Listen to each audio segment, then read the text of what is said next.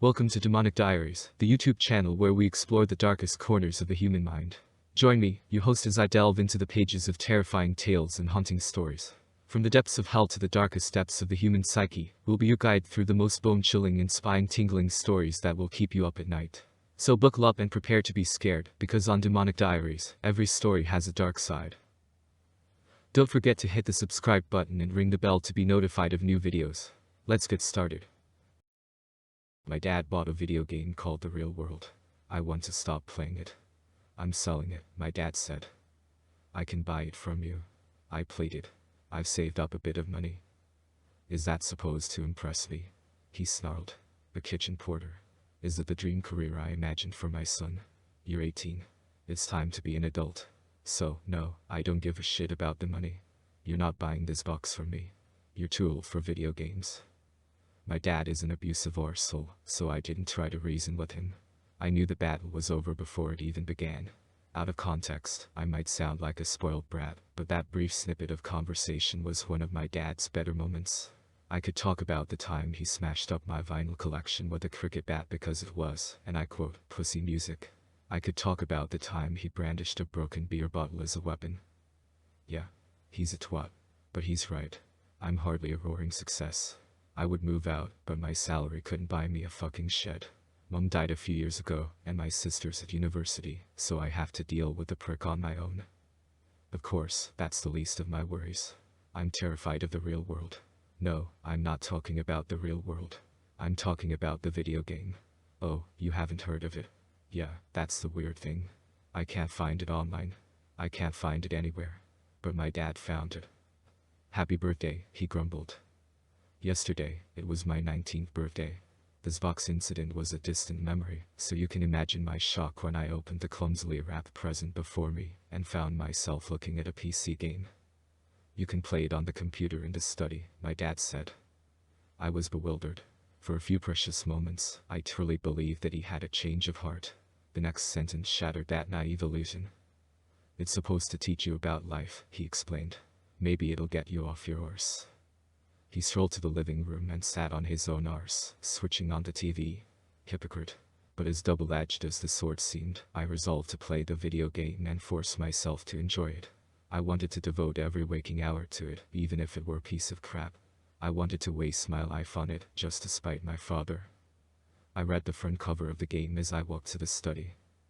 The Real World. A simulation. It was hardly a descriptive title. The picture on the front displayed a man's black silhouette on a white background. It wasn't a vibrant graphic, but of course it had been enough to entice my duller dad. I slotted the disc into my computer's CD drive and installed the game. The main menu was a blank screen with only one button: play. There were no options for settings, help, or even basic information about the real world. Crappy 2-quid game, I mumbled to myself. I clicked play. The game had a third-person perspective, and I was playing as the little silhouetted man from the cover.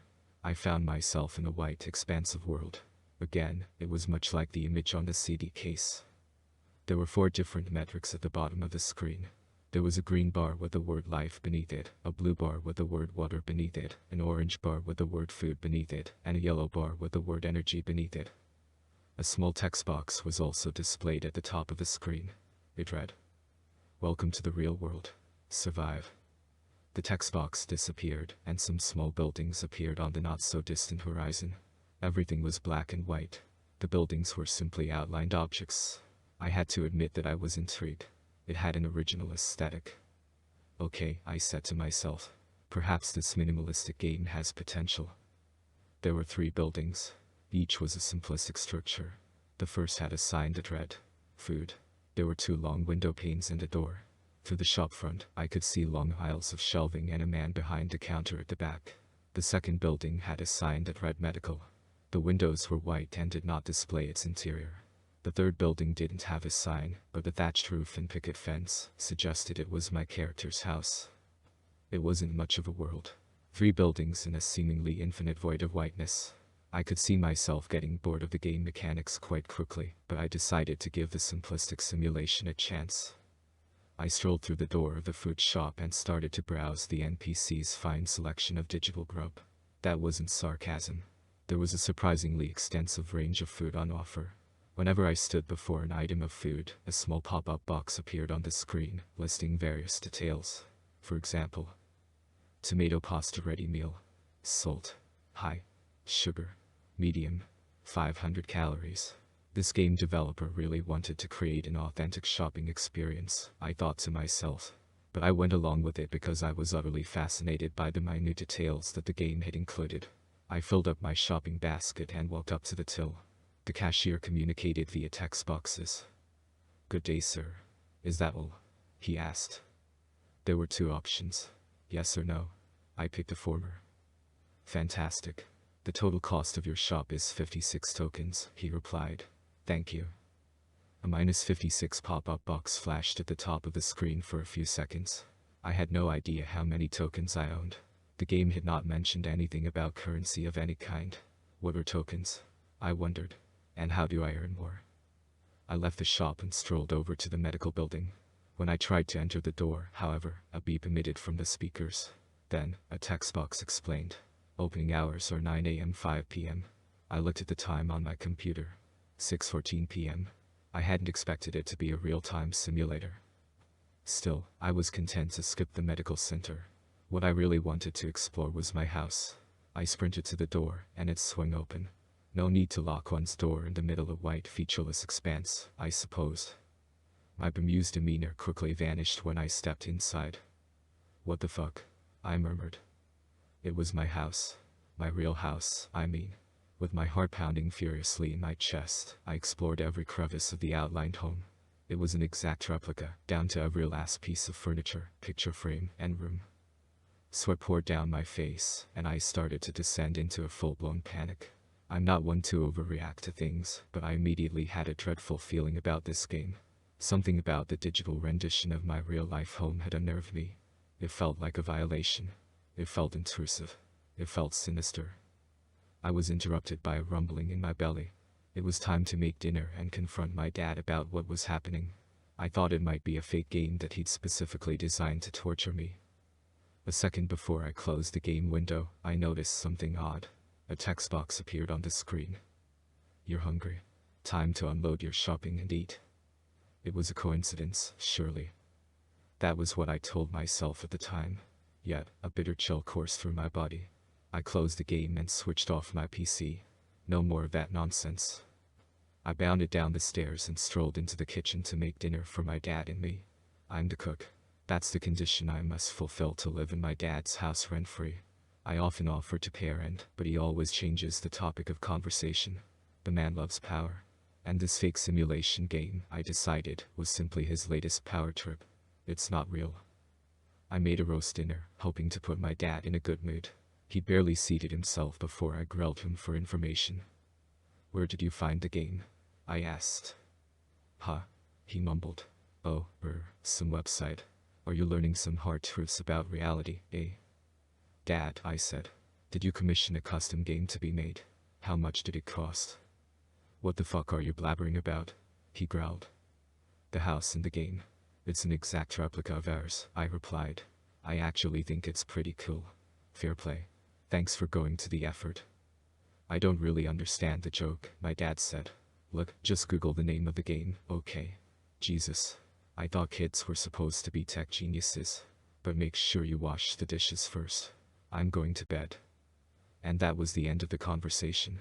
I was a little surprised at myself for not thinking to Google the game immediately, actually. It didn't make any difference, though. There was nothing about the real world on the internet. I found an online forum that discussed all manner of dark practices, and some users suggested that veil breaking could untie my soul from this evil force. But I couldn't find anything about that practice online. I decided there was only one way to learn more. I had to keep playing. My stomach rumbled again. I just wolfed down an entire roast dinner, but I somehow felt even hungrier. As I loaded the game, I reached for some crisps and started to munch away. I finished them and still felt hungry. The real world picked up exactly where I left it. No main menu. No play button. I was still in the house. My stomach groaned. It was a little more insistent this time. I felt a stabbing pain in my gut. And that pop-up window lingered on the screen, telling me to feed my character. Coincidences usually make me chuckle, but this one didn't. Horrible thoughts swam in my busy mind. Horrible ideas of what might be happening to me. Ideas that would soon be confirmed. My character was still holding the bag of food. I strolled over to the fridge and selected the unload option. Then, browsing the options, I chose the tomato pasta ready meal. I microwaved it for a few minutes, plated it up, sat at the dinner table, and selected the pop-up eat option. My character started to eat, and his orange food bar suddenly filled up. He drank, and his blue water bar filled up. Much to my horror, I found that my belly stopped rumbling. I suddenly felt replenished. Worst of all, I could taste the food and water in my mouth. I jolted to my feet, falling backwards and taking my desk chair with me. I lay motionless for a few seconds. Then, I propped myself on my elbows and looked up at the monitor in a state of pure terror. My body was violently shaking, and my mind was starting to slip into a state of existential panic. What the fuck is happening? I thought. What the fucking fuck is happening? Another text box appeared at the top of the window. You only have 10 tokens. Would you like to earn more? The yes and no options had returned. I sprang to my feet, limbered up, took a deep breath, and picked up my desk chair. Sitting down, I selected the yes option. The text box updated. You can complete a challenge for 1,000 tokens. Do you accept? If this digital character truly were a voodoo doll of me, I would only have 2 options. I could run out of the tokens needed to buy digital food and starve to death in real life. Alternatively, I could blindly accept the challenge and stand a chance of surviving. I chose survival. Yes. The screen blackened for a whole minute. My body clenched and my breathing quickened. I watched in sheer dread, terrified that I'd broken the game and resigned myself to the fate of dying by thirst, starvation, or perhaps even sleep deprivation. I could only assume that I was linked to the doll in every way, shape, and form. The horrifying consequences of that truth only hit me when the challenge loaded. A timer appeared at the top of the screen. 5 o'clock. It started to count down. 5 minutes to achieve what, exactly? My silhouetted character returned, but he was now a white figure against a black background. White outlines of shapes started to appear on the screen. I soon realized that I was faced with an obstacle course. A text box briefly flashed. Watch your health and energy. Run. Time is slipping away. I didn't need to be told twice. I sprinted down the long, narrow passageway before me. It was a rather derivative and stereotypical obstacle course, but when the stakes are life and death, those cliches start to become a little more petrifying. I pause, staring at the swinging axes that blocked my path. 4:16 on the timer. I didn't have time to think. I just had to act. I sprinted recklessly through the sea of rocking blades and held my breath until I safely made it to the other side. That wasn't so hard. I could do this. A watery crocodile-filled pit, lined with lily pads. Easy. I leapfrogged my way across. 3:49. I could already see the doorway with finish above it. Just a few more obstacles. Why did I suddenly feel completely fatigued? My energy bar. It was empty. A text box popped up. You will be penalized for moving too quickly. Suddenly, my character was levitating in the air. I felt my stomach lurch, and I realized that I was no longer sitting on my desk chair. My body was starting to lift into the air, and I found myself suspended a few feet above the ground. I didn't want to call for help from my abusive father. He would have fled and never returned. Plus, for all I knew, he purposefully dabbled in some dark ritual to create this game. Instead, I bit my quivering lip so viciously that it drew warm blood, which started to trickle down my chin. A stream of tears broke through the floodgates, drenching my cheeks. I watched the character on my screen, waiting to see what horrendous fate awaited us. 3:17. To recover your energy, choose a handicap. I didn't understand the instruction, and then I saw 2 options on the screen. A. Lose 20 seconds on the timer. B. Twist an ankle. I couldn't afford to lose another 20 seconds. I was already wasting time. I stretched my hand forwards, still hovering in the air, but desperately wrestling with the paranormal force that had suspended me. I managed to grab the mouse and wiggle it onto the second option. Twisting an ankle would be painful, but I had a terrible feeling that it might cost my life to lose the challenge and the tokens. I clicked. What followed was the most painful experience of my life. I expected a sprained ankle. What I was actually given was a mutilated ankle. The vehement entity which operated the game snapped my left ankle in a 180-degree rotation, leaving my foot facing the wrong direction and causing my bone to protrude through a bloody, gaping wound above my heel. I screamed at the top of my lungs. I screamed until I threw up. My dad shouted something from downstairs. I couldn't hear him over my agonized wailing. He didn't come to check on me. I collapsed into my desk chair, left leg rendered a shaking, useless mess. My character looked much the same. 251. Feeling faint, I placed my unsteady hands on the keyboard and pushed forwards at a much slower pace. I made it through a passage of deadly darts, and all that remained was a small stretch of hallway before the exit. 117. I hobbled forwards, sobbing at the blazing sensation in my left ankle, and the massive amount of blood loss, no doubt. My character was waddling at a glacial pace. 059.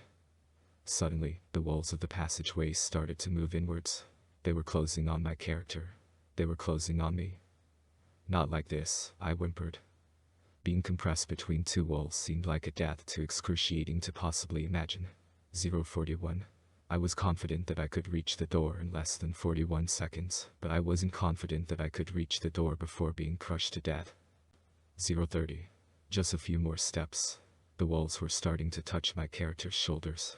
I couldn't move quickly enough. I could feel the pressure against my real shoulders. I started to accept my fate as pain coursed through my body. I heard cracking sounds in my joints, and I started to pull my arms inwards, attempting to save any other limbs from being mutilated. In a miraculous turn of events, the walls stopped moving. I found myself squeezing through the world's tiniest passage, but I hadn't been crushed. I was alive. 012. Just a few more steps. 008. A few more. 003. I made it. With 3 seconds to spare, I reached the door. The screen faded to black, then I found myself back in my character's house. I'd never been so happy to see an award on a video game. Plus 1,000 tokens. I cried joyously, frantically pulling out my phone and calling an ambulance. The rest of the night is a blur. I know I spent it in A&E. The problem is that I wasn't thinking clearly. I was in so much pain, and I'd lost so much blood. I forgot that I needed to keep playing the simulation. I'm trapped in the hospital. My left leg has been patched up, but it certainly isn't operational. I can already feel hunger pangs. And I slept for 10 hours, according to the nurse, but I'm so tired. I haven't eaten or slept in the game. I don't know how much longer I can leave my character unattended. I have two options. I get home to the real world, or I find a way to break this curse. Time is running out. I left the hospital. I couldn't avoid the real world. My character was withering away, and I was following suit. Firstly, to update all of you, I tried to resolve the situation whilst I was in the hospital. I called my girlfriend, Darcy, and asked her to play the game for me. She didn't accuse me of lying, but she thought I'd hit my head and imagined the entire thing. She suggested psychiatric help. I said I'd do whatever she wanted, but I just wanted her to go over to my house and take care of my character. I wanted her to do it for me. Okay. I'll go over to your house and play the game, but I'm coming to the hospital after work. I want to see you. I love you. That was the last thing Darcy said before hanging up. When she stopped replying to my texts, I found myself succumbing to intrusive thoughts about awful scenarios that might have taken place. What if the game has chosen her as its new host? What if my dad caught her and hurt her? I had to go home. As I hobbled out of the building on crutches, I looked down at my left foot, which was being held together by a metal rod. Still, there was no physical evidence that, less than a day prior, it had been a mangled mess. And yet, I experienced a phantom sensation. My foot still felt as if it were twisted around. I still endured excruciating pain. Maybe I need to take my injured character to the medical center, too, I thought. The taxi driver attempted to engage in small talk about my injury, but my mind was vacant. My eyesight had become hazy, and I had a throbbing headache. I was experiencing dehydration, starvation, sleep deprivation, and possibly blood loss. My character was suffering, so I was suffering. When I leapt out of the taxi, I was on the verge of passing out. I burst through the front door, ready to apprehend my dad and ask him what the fuck he had bought for me. Where did you find the game? Are you trying to kill me? I imagined the things I'd say. My dad wasn't home.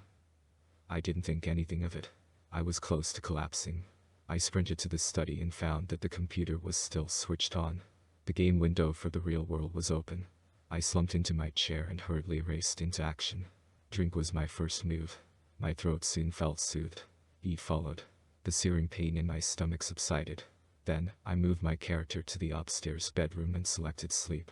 Though I, the real me, remained awake, I slowly started to feel revitalized. I survived by the skin of my teeth. The knot in my chest started to loosen, if only a little.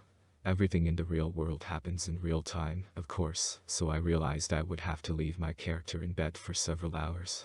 I was still drained of energy, but after an hour or so of digital sleep, I no longer felt entirely depleted. My character's energy bar was gradually filling up. I decided that it was time to figure out how to stop the madness. I had work to do. Of course, I didn't want to exert too much real-life energy. But I still wasn't exactly sure of the mechanics behind this computerized voodoo doll magic. And that was why I started to browse the internet on my phone, searching for answers. There was no time to waste. I revisited the forum I mentioned in the first post. I found the user, GUEST17, who had told me about something called veil breaking.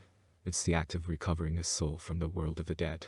I told GUEST17 that it didn't really seem applicable to my predicament. This was his exact reply. Think about it. Veil breaking allows you to move your soul between realities. It might detach you from the voodoo doll, given that your soul seems to currently be tied to it. Yeah, I wasn't buying any of that shit. I didn't want to add more curses to the pile. That being said, it wasn't a fruitless chat. I knew I needed some sort of magic solution, so I asked GUEST17 where he learned so much about veil breaking. And that's when he popped up in my private messages on the forum. Not everything's on Google, you know. Link redacted. The link was an invitation to a Discord server called Psy. I knew it was sketchy, but I was out of fucking options. I couldn't depend on a video game for the rest of my life. I couldn't keep completing deadly challenges, living every moment in utter dread. It had to stop. I accepted the invite. The Psy server had 547 members, and they seemed obsessed with all manner of supernatural things. There were numerous rooms. Discussion, entities, exorcisms, heart charms, navigators of the void, veil breaking, voodoo, witchcraft. 11. I immediately went to the voodoo section and explained my predicament. I know nothing about the supernatural, but it certainly seemed that someone had made a virtual voodoo doll of me. I hope somebody on the forum might be able to help. The first reply was a little harsh. Ren. Effigies, voodoo dolls, aren't actually linked to voodoo culture, you filthy casual. Who let you onto this server? It's private. Fortunately, one of the other replies was a little friendlier. Tuscan. Ren is right, but he's also a dickhead. You're in serious danger, my username. Technological magic is the specialty of RIP78. Message him. I messaged RIP78. I waited and waited. No reply. Around 3 p.m., 6 hours after returning from the hospital, my stomach started to rumble. Really? My character's sleeping, and he ate before going to bed, I thought to myself, sighing. I looked at the game window for the real world, and my jaw froze. My character's food bar was practically full. It dawned on me that I didn't just have to keep myself alive in the game. I still had to eat, drink, and sleep in the real world. I would have to survive through 2 different bodies. I stumbled into the darkened kitchen, overcome with a terrible feeling of powerlessness. How long can I keep this up? I wondered, as I eyeballed the ready meal that was rotating in the microwave. I'd have to keep performing deadly challenges to earn tokens and keep working in the real world to earn money. My manager had taken me off the kitchen rota whilst I recovered, but there were still real-life bills to be paid. And it seemed my dad had finally left town, so he wasn't going to be paying his way. I strolled back into the study, tucking into my bowl of macaroni and cheese. Still no reply from RIP78. Whilst I waited, I decided that I had to do something about the agonizing pain in my foot. It had been treated in the real world, but it still had that phantom sensation of being twisted and mutilated. I looked at the game window. My character's health bar had been depleted to the extent that it was orange in color. If I could heal him, perhaps my real-world pain would subside. It was worth a try. I decided that 6 hours of rest would be sufficient, so I tore my character out of bed. It was time to finally explore the medical building. I had to be quick. It would be shutting shortly, after all. My character limped out of the front door, facing the white nothingness of the horrendous hellscape. Turning to my right, I strolled over to the building beside me. This time, the door wasn't locked. I strolled through it, feeling uneasy about the potential horrors that might lie within. I had expected a local health clinic. I had expected to be told that I needed to ring and come back when I had an appointment. Instead, I was faced with a bizarrely enormous hospital. There was an expansive waiting area, and it was overflowing with silhouetted NPCs. This was even more detailed than the shop. There had been jolly elevator-style music in the food store. In the medical building, however, there were sparse, dissonant piano notes playing. It filled me with both sorrow and horror in equal measure. There was something wrong with the idea of cold piano plinks being chosen as the background music for a building filled with such life, even though it was artificial life. Additionally, the building, like a TARDIS, was far larger on the inside. In the center of the open-plan ground floor, there was a staircase which led up to numerous levels. Moving my character's paw upwards, I could see the interior of the hospital building all of the way up to the very top floor. The staircase zigzagged upwards. I counted 6 levels to the building. Remembering why I came, I walked over to the reception desk. I prayed for a brief break from realism. No waiting times. No need for appointments. Just let me see a doctor. My wish was granted. The silhouetted woman spoke through text boxes, much like the cashier at the food shop. Hello. My name's Kier. How can I help you? I need to see a doctor. I want to volunteer. The second option unnerved me. Volunteer to do what? I wondered. I selected the first option, obviously. Dr. Ted will see you on the 3rd floor. Room 319. That'll cost 500 tokens. Thank you. Figures, I thought, watching the -500 pop-up window come and go.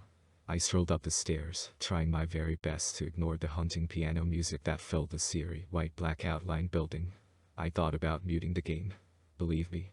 But 2 things stopped me. I didn't want the game to penalize me again. I might not survive my next trip to the hospital. I didn't want to miss anything. For all I knew, I might miss something important if I were to mute the game. I decided to soldier onwards, weaving in and out of silhouetted doctors and civilians. When I reached the 3rd floor, I followed the numbers until I reached room 319. I strolled inside, and a silhouetted doctor was waiting for me. A text box appeared. My name is Dr. Ted. What seems to be the problem? I have a headache. I have a mental health problem. I severed a bone in the challenge. I selected the sadistic option at the bottom, obviously. It felt as if the game were tormenting me. It knew exactly why I had come into the medical building.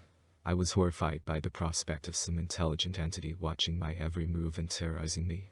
Another text box popped up. Let me have a look. Ah, okay. That's an easy fix. Seconds later, the pain in my real-life ankle subsided. My character stood upright, seemingly better. Thank you, Archie Bolton. Come again.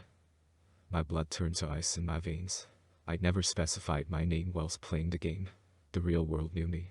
Of course it knew me. Why should I be so shocked by that? And yet, something about seeing my name on the screen made the curse feel so much more unbelievably frightening. The torture felt personal, I suppose.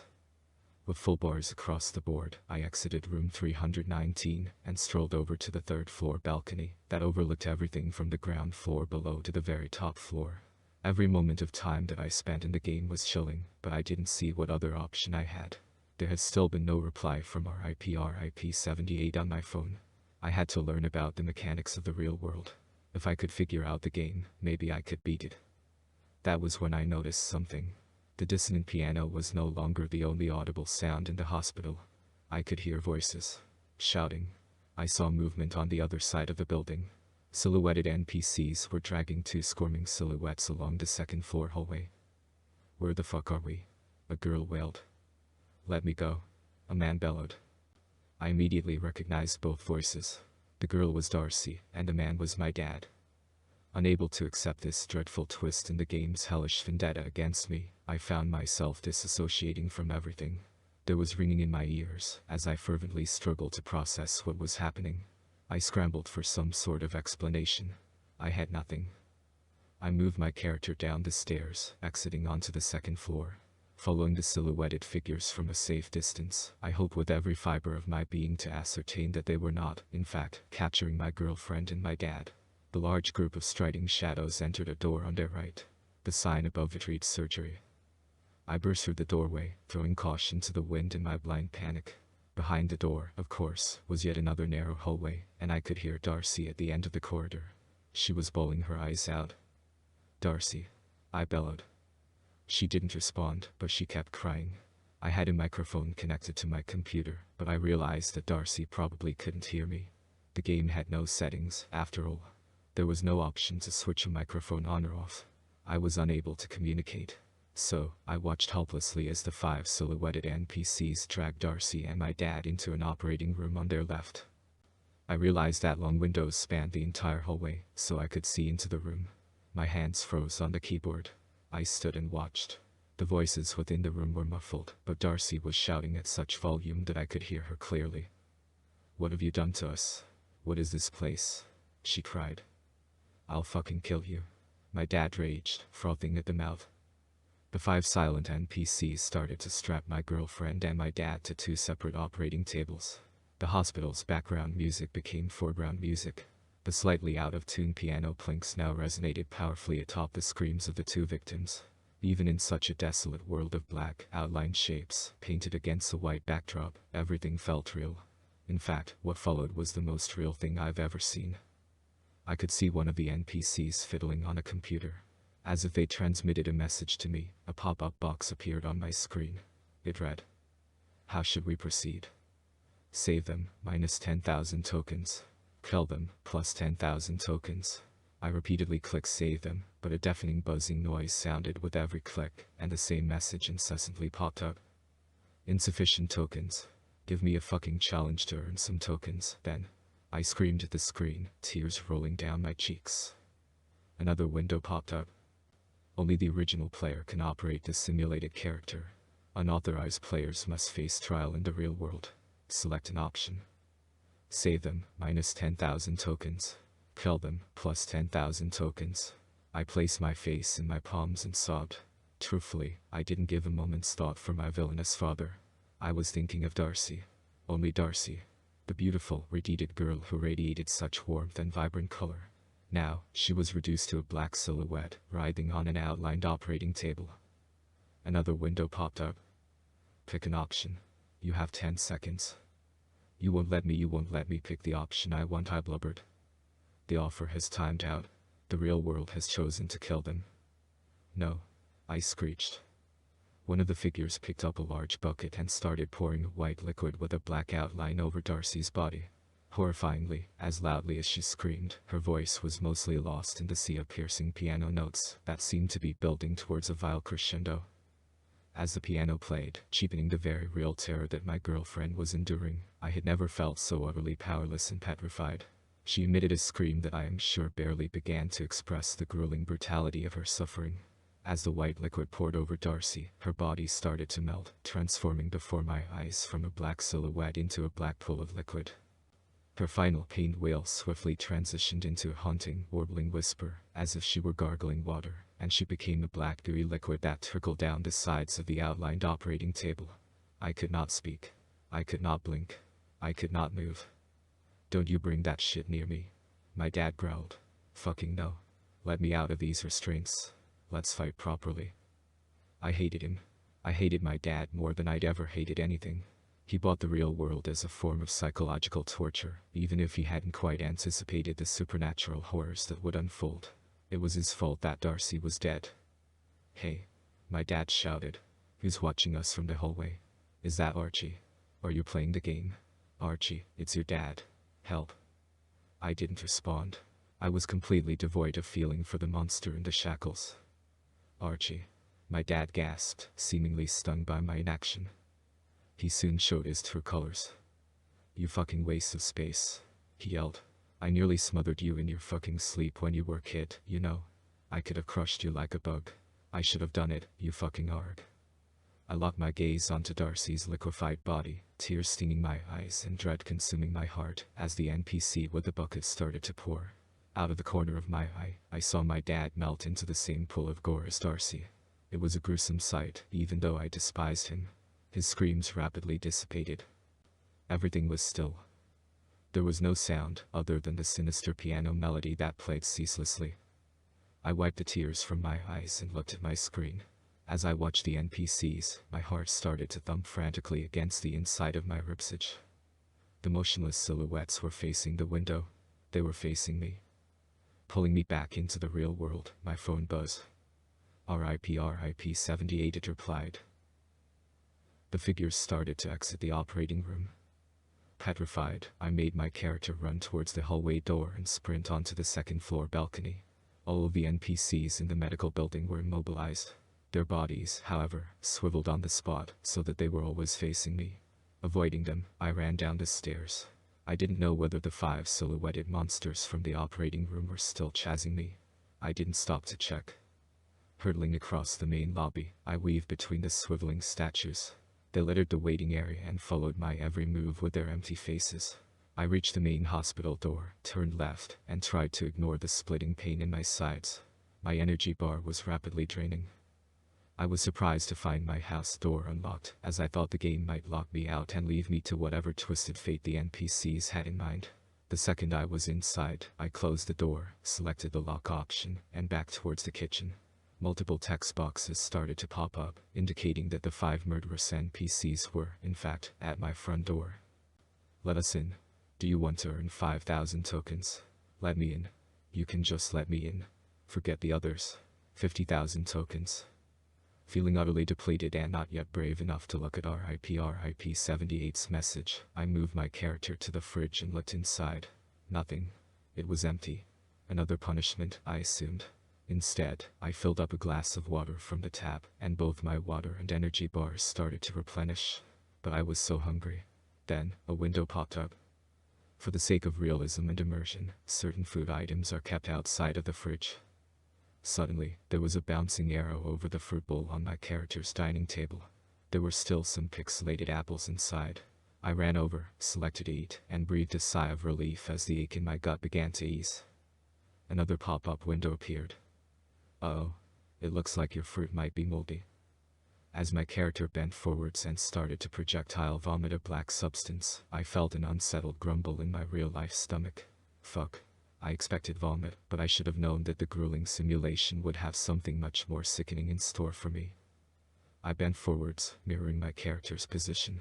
Feeling a blazing sensation in the back of my throat, I projectile vomited a thick black gooey substance that looked identical to the one my character had just produced. Knees knocking together, as I trembled in terror, a second wave of black vomit, thick in consistency, flew from my mouth. This time, something horrific was moving in the black substance that was coating my computer desk. Caterpillars. Hundreds and hundreds of caterpillars, wriggling and drowning in the thick, unidentifiable black bile that surrounded me. They had come out of me. Screaming at the terrifying sight before me, I was even more horrified to see the caterpillars slowly morph into black goo, much like my dad and Darcy. They became one with the evil substance that was dripping from my desk. The creatures unleashed a tiny chorus of hunting wails as they melted. As far as I know, caterpillars don't wail, but the real world doesn't exactly abide by the laws of nature, whether in the game or reality. I was taunted by another pop-up message. Whoops. Just like the real world, you can't always trust fruit. It looks like some hungry little caterpillars found their way into your apples. With my sleeve, I wiped the repulsive bile from my lips, and finally picked up my phone. I opened Discord. RIP 78. Firstly, don't delete the game. It needs to be destroyed with a ritual. We're not just trying to destroy the effigy. We're trying to sever the connection. I read your message, and I'm sorry for the late reply, but I've spent the last few hours developing a game extension for you. It's essentially a virus. Put the attachment in the main folder for the real world. I know you shouldn't download files from a stranger, but you don't really have a choice. Time is not your friend. You're gonna have to trust me. Ritual.gc. I asked him about the file extension. I'm not a tech whiz, but I'd never seen the GC file type before. RIP 78. It's great code. Take a look in the folder for the real world. I did. The real world. Index.gc. That was the only file in the folder. So, naturally, I asked him about grey code. RIP 78. It's evil shit. Probably the worst kind of tech magic. I'd rather not talk about it. You shouldn't fuck with it. I've only ever programmed something in grey code once. Well, I guess I've now done it twice. Yeah. I don't know whether that ritual.gc file can help, but your dad didn't tell you anything about where he found the game or who made it. With the knowledge I have at my disposal, this is the best I can do. I downloaded the file and put it into the folder. RIP 78. Okay. I developed a 2-part ritual in Grey Code. It's based on stuff I read about destroying physical voodoo dolls, so let's hope it works for digital ones. Within the game, when you've installed my extension, you're gonna cleanse your character with fire, then you're gonna cleanse it with water. You won't have much time to complete the ritual. The entity is going to fight hard to keep you as its host. The next pop-up window read: Extension has been successfully installed. Cheat code detected. Penalty for seeking help outside the simulation.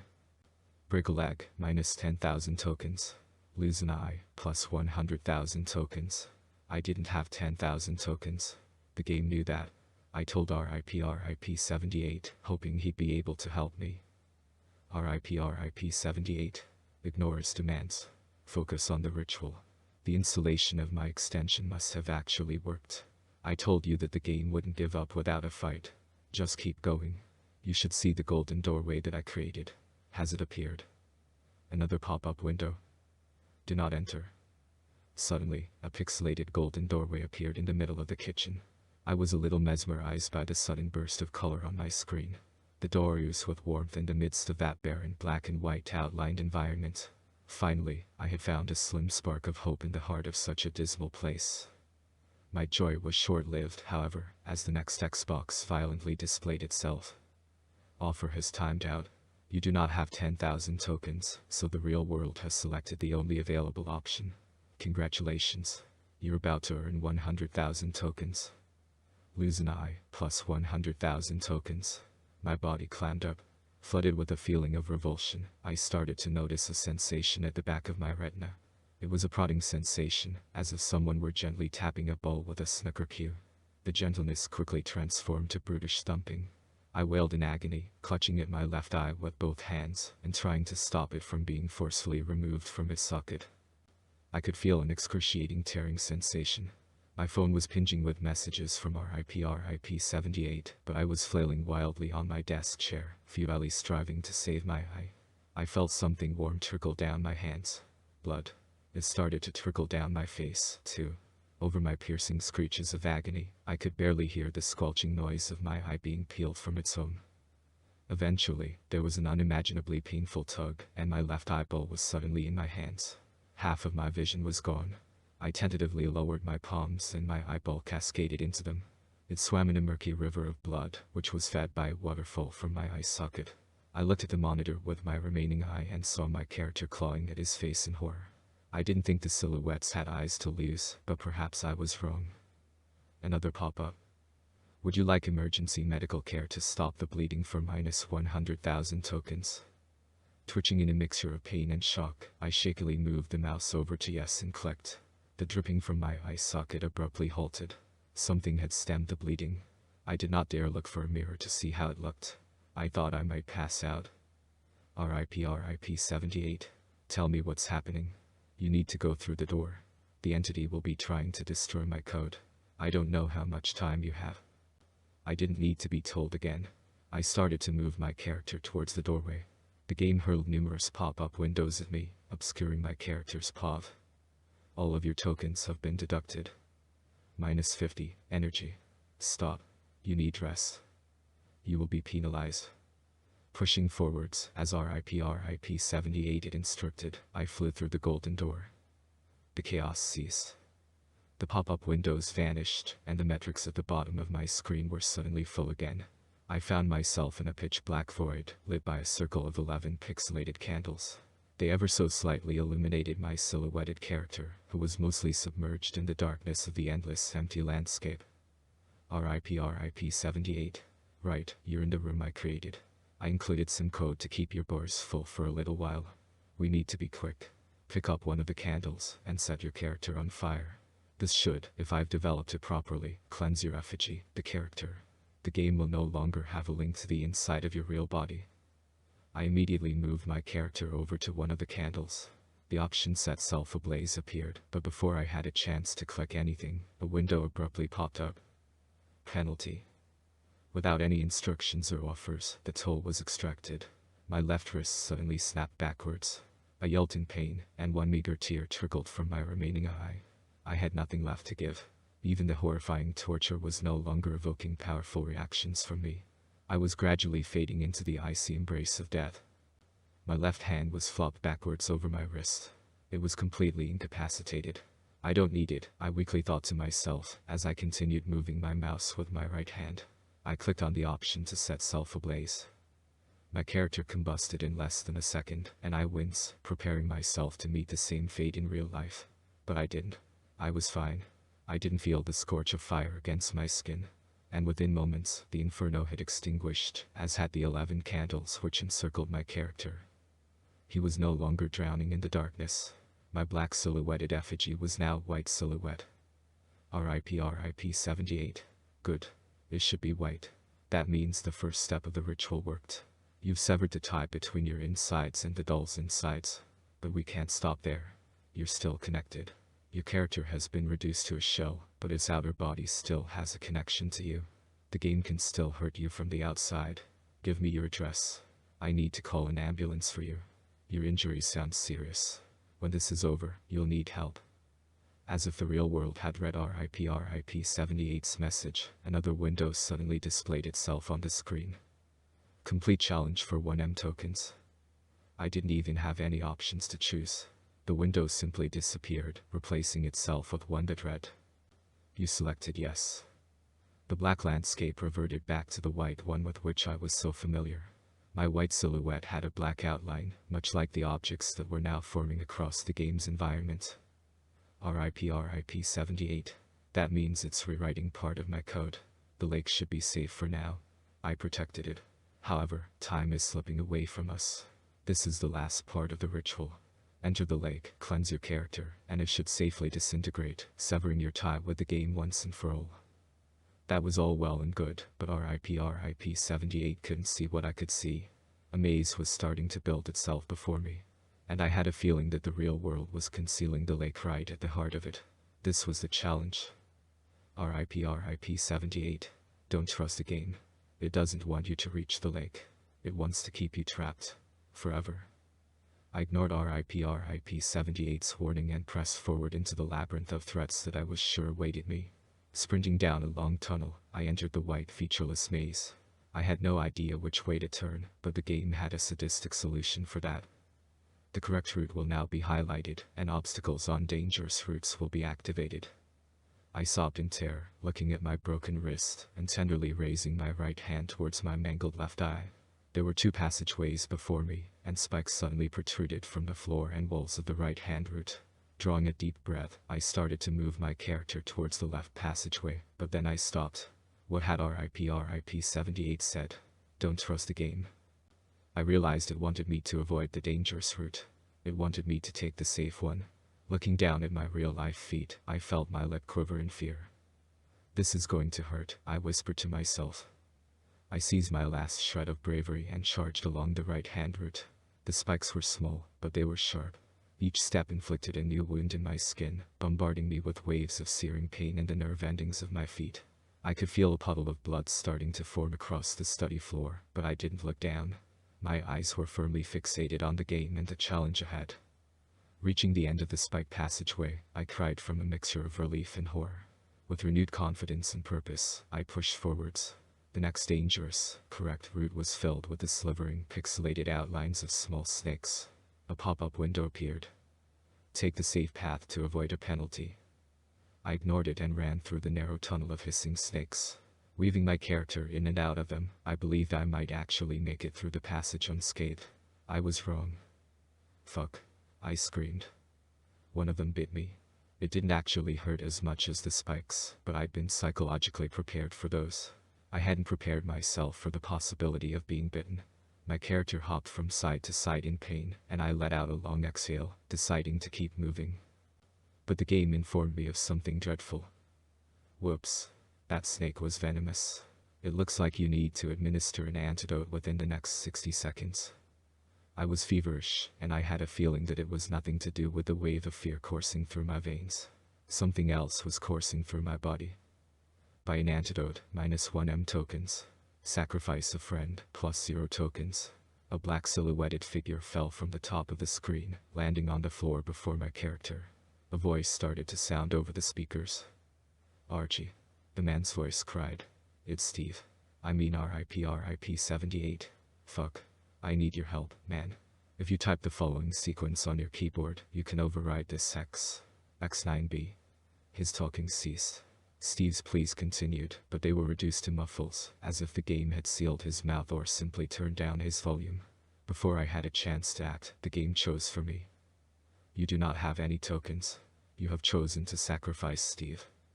I didn't know whether I could live with another death on my conscience. Filled with terror, I begged the malevolent game to reconsider. Wait, I yelled. May I choose to not receive an antidote? There was a pause, as Steve's silhouette squirmed on the floor of the maze, pinned down by some invisible force. The game presented another text box. Death is not an option. You have chosen to sacrifice Steve. Was he a friend? I didn't know him. Not really. But I'd heard his voice. He'd fought to save my life. He certainly felt like a friend. And his death was a truly harrowing spectacle. Steve's silhouetted body wriggled on the ground, and his arms and legs were plucked quickly and cleanly from his torso, as if some demented psychopath were butchering a microscopic ant on the playground. Without the antidote, I was starting to fade. Maybe that was a blessing. It meant I barely registered Steve's final torturous moments of life. His screams, though muted, were deafening. His torso and head were all that remained of his body, and the invisible force hoisted his squirming, mutilated, pixelated form into the air, presenting it to me as his movements slowed. His screams started to quieten. Seconds later, he was still and silent. Payment has been received. Antidote has been administered. I was alive. Barely. It was still impossible to ignore the pain in my eye socket, wrist, and feet. Everything was throbbing. But I couldn't quit. The deaths couldn't be meaningless. I wouldn't let that happen. I turned a corner, and I saw it. The lake. A blue pool with a black outline. Much like the golden doorway, it shone vividly in the heart of that lifeless landscape. There was an empty passageway leading towards it. The entity became desperate. Turn back. I didn't listen. I strolled onwards, but one final text box stopped me before I reached the lake. Resurrect RC for 0 tokens. Veil breaking is a free bonus feature of this incredible simulation. Her soul can be retrieved from beyond the veil. My heart pounded ferociously. I closed my eye and saw Darcy's face, her luscious red hair, her pure smile, and then I saw something else, the dripping black liquid to which she'd been reduced. I thought of RIP 78's message. Don't trust the game. Fuck you, I whispered. On the verge of passing out from a mixture of traumatic stress, pain, and excessive blood loss, I moved my character forwards, striding into the lake. A piercing synth note rang through the speakers, pummeling my eardrums. I'm not sure what caused it, but it sounded as if the game itself were crying in agony. I ignored it, continuing to stride into the watery pool before me. I submerged my character beneath the surface of the lake, and the synth screech faded away. His black outline slowly started to break up in the water, and the white silhouetted body faded. In a matter of moments, there was nothing left of the effigy. I collapsed to the floor from my desk chair, barely clinging to life, and I realized it might have been pointless. I was free, but I might still die. Fuck it, I groaned, hoisting myself back onto my desk chair. You're dying with me. One last pop-up appeared. Don't do it. You'll never be free. You'll always belong to the real world. I closed the game window. Reaching beneath the desk, I pressed the eject button on the CD drive. Picking up the disc that had caused untold suffering over the past 24 hours, I was overcome with a feeling of dread. What if it kills me? Before I had a chance to reconsider, I squeezed the disc in my right hand. It snapped. But that wasn't enough. I had to burn it. Fire cleanses everything, Steve said. I reached for the lighter on my desk. My dad's lighter. Thanks, Arcel, I muttered. Flicking it on, I held the tiny flame to the disc. It scorched the label a little, but it wasn't sufficient to burn through the plastic. I practically crawled into the kitchen, grabbed a half-empty bottle of vodka from one of my late-night drinking sessions, it seemed like a lifetime ago, and drenched the disc in it. I looked at the microwave. Now, there's a fucking idea, I mumbled. I opened the microwave door, threw the disc inside, added a little more vodka for good measure, and looked at the lighter. I didn't want to reach my one working hand in there and burn it. I set an envelope on fire, threw it into the microwave, and slammed the door shut. Flames started to roar within the enclosed space, but it wasn't good enough. I turned the microwave on. It's safe to say that carnage ensued. I remember crackles and bangs. I remember smoke. I don't remember much else because my eyesight started to fade and I fell to the kitchen floor. I do remember hearing sirens, though. Ambulance sirens. I woke in a hospital bed. The staff were concerned to see me again, of course. There had been no sign of my father, and I'd been to the hospital with severe injuries 2 times in the space of a day. My dad was no stranger to domestic abuse charges, so I let the hospital staff and the police draw their own conclusions. It was harder to lie to Darcy's parents. They told me that she'd gone missing and asked whether she'd contacted me. The coincidental timing of my hospital trip wasn't lost on them, but no charges were ever pressed. I don't think they truly believed I would ever do anything to her. I think they're still hoping that their girl is coming home. Right now, I'm lying in a hospital bed, typing this story. My left eye socket is bandaged, so I'm relieved I don't have to see the gory mess beneath. My left wrist has been fitted with a metal rod to match the one in my left ankle. This morning, I asked one of the paramedics whether the disc had been destroyed. She said the entire microwave had been destroyed. That sounds promising to me. I don't think I'll ever find out where my dad bought the real world. I want to know. I want to find whoever sold it to him. Right now, I'm back on the Zai Discord. In honor of Darcy and Steve, I'm looking for answers. Is it all over? I think so. Still, every time I feel a pang of hunger I start to yawn. I can't help but shudder at the slight possibility that I'm still tied to that horrifying game.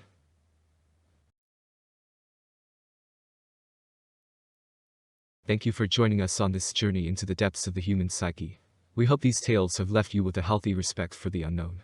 If you enjoyed this video, please like and subscribe to our channel for more bone-chilling content. And as always, keep the lights on and stay safe out there.